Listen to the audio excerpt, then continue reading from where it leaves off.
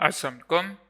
Okay, welcome back. तो हम देख रहे थे अपने इवेंट्स को वन बाय वन हम आगे मूव करेंगे। हम छोटे छोटे स्टेप्स में आगे मूव कर रहे हैं।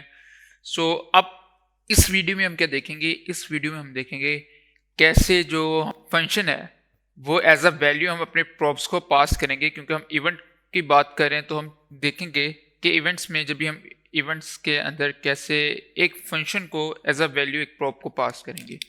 तो अब करंट सिनेरियो हमारे पास क्या आ गया? करंट सिनेरियो हमारे पास ये आ गया कि हमारे पास कुछ इस तरह का फंक्शन है।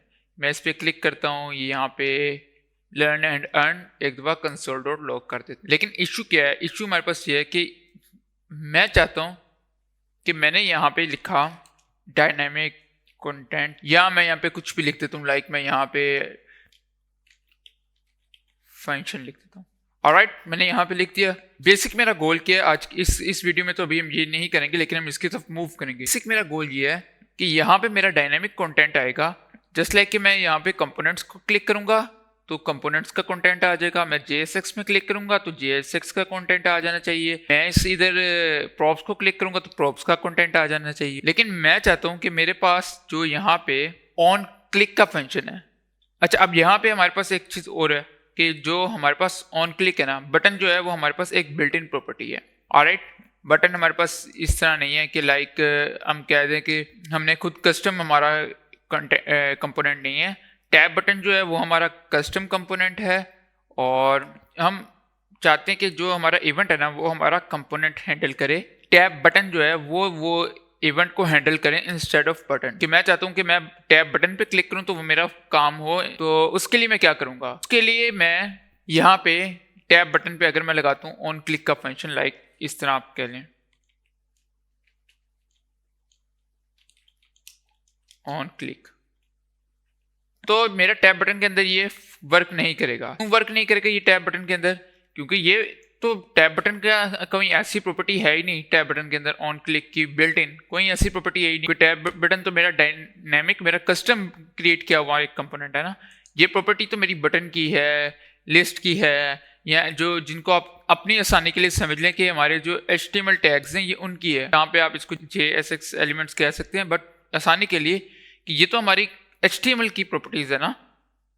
ऑन क्लिक वगैरह हो गए, ये टैब बटन में थोड़ी ना यूज होंगी। तो टैब बटन में हम इसको कैसे यूज कर सकते? हमारा जो नेक्स्ट है हम ये देखें। तो टैब बटन में इसको यूज करने के लिए मैं यहाँ पे आता हूँ टैब बटन में, और मैं टैब बटन में यहाँ पे इसको ऑन क्लिक की बजाय मैं यहाँ पे कर देता हूँ ऑन सेलेक्ट। अब मैं इसको ऑन सेलेक्ट क्यों कर रहा हूँ इस पर मैं बात करता हूँ कि जो यहाँ पे है ये मैं एक एज अ, जिसे हमने बात की थी एज अ प्रॉप, क्या है वो मैं इसको भेज रहा हूँ एज अ प्रॉप है। तो आप इसका कोई भी नाम रख सकते, लेकिन चूंकि हम एक फंक्शन पास कर रहे हैं तो जब भी हम फंक्शन पास कर रहे होंगे तो हम उसको एज अ कॉमन प्रैक्टिस जो होती है रिएक्ट के अंदर वो हम ऑन से स्टार्ट करते हैं। अगर वो फंक्शन नहीं है, सिंपल है, तो हम उसको सिलेक्ट भेज देंगे, हम उसको क्लिक भेज देंगे, हम उसको जो भी भेज रहे थे पहले जैसे कोर कॉन्सेप्ट वगैरह भेज रहे थे। लेकिन जब आप क्या लेते हैं इसको यूज करेंगे एज अ फंक्शन तो ये कॉमन प्रैक्टिस आप इसको ऑन के साथ। ऑलराइट, अब मैं ये ऑन सिलेक्ट जो है ये भी अपने कंपोनेंट को पास कर रहा हूँ एक प्रॉप। अब हमने जब यूज किया था अपना चिल्ड्रन का प्रॉप, तो इसके साथ हम यहाँ पे लिख देंगे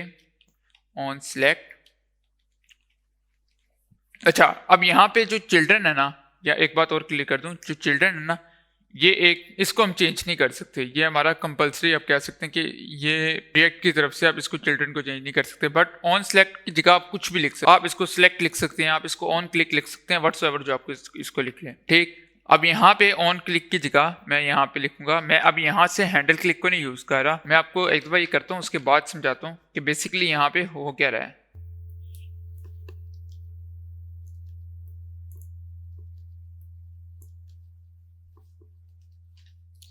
हमने यहाँ पे ऑन क्लिक के ऑन सेलेक्ट के जो प्रॉपर्टी है उसको यूज़ किया कि अब हमारे पास ऑन सेलेक्ट आएगा हमारे फंक्शन के थ्रू, हमारे कंपोनेंट के साथ आएगा ऑन सेलेक्ट। और जब भी हम बटन के ऊपर ऑन क्लिक को क्लिक करेंगे, जब भी हम बटन को क्लिक करेंगे तो वो सीधा ऑन सेलेक्ट पे जाएगा। अब ऑन सेलेक्ट किधर होगा? ऑन सेलेक्ट हमारा यूज़ हो रहा है app.js में, इस जगह पे ऑन सेलेक्ट यूज। यहाँ पे हम एक फंक्शन लिखते हैं जस्ट लाइक के हैंडल सेलेक्ट का।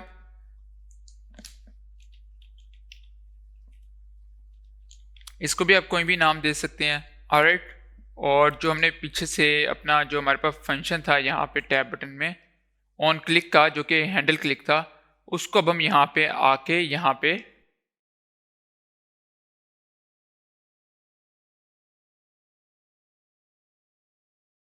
तो बेसिकली हम क्या करना चाह रहे हैं, हम करना चाह रहे हैं कि डायनेमिकली अपने उसको चेंज करना चाह रहे हैं।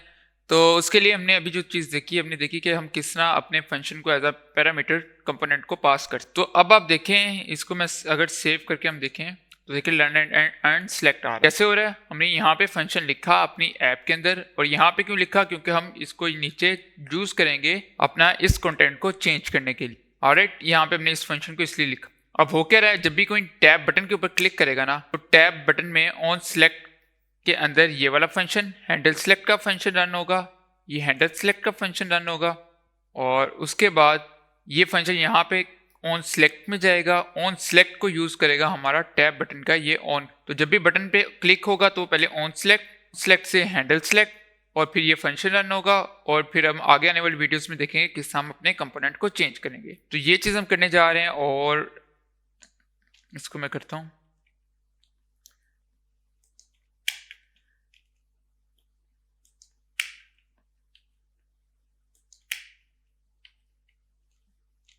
ऑलराइट, इसको सेव किया, और आप देखें यहाँ पे हम JSX जिस पे भी क्लिक करेंगे हमारा ये फंक्शन रन होने लग गया। अब नेक्स्ट हम क्या देखेंगे, नेक्स्ट हम इसको चेंज करेंगे। तो आई होप सो आपको समझ आया होगा। इन केस आपको अगर ना समझ आए तो आप कमेंट सेक्शन का यूज़ करते हुए पूछ सकते हैं।